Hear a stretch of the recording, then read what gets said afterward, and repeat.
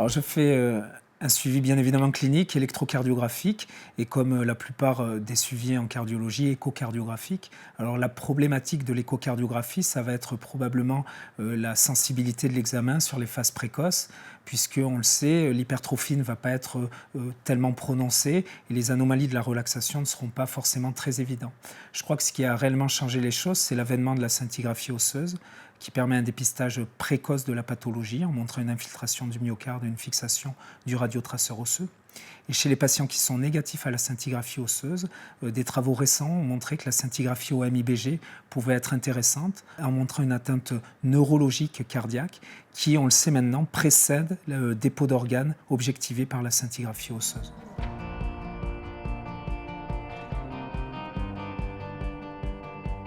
Alors dans ces cas-là, on rentre véritablement dans la problématique de l'amylose cardiaque qui emporte beaucoup le pronostic des patients et qui nécessite un suivi régulier et rapproché, ne serait-ce que parce que ça va nécessiter un environnement particulier qui est celui de l'insuffisance cardiaque. Et on sait qu'à la moindre décompensation, eh bien, le pronostic va se dégrader. Ça va nécessiter du coup de gérer les symptômes et notamment les diurétiques et puis de prévenir toutes les complications qui vont s'associer à l'insuffisance cardiaque, les complications rythmiques, qu'elles soient supraventriculaires, notamment la fibrillation atriale qui est très fréquente chez ces patients.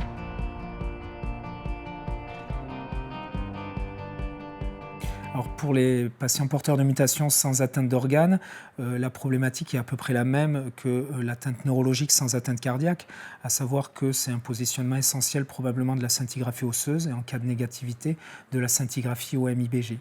L'enjeu pour le coup est complètement différent parce que là on va pouvoir avoir un dépistage précoce d'une atteinte cardiaque qui permettra de mettre en place un traitement qui va prévenir l'apparition ou du moins l'évolutivité de la pathologie sur le plan cardiaque.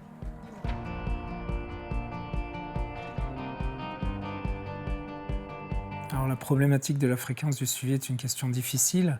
En l'absence d'atteinte cardiaque, un suivi annuel est, je pense, suffisant.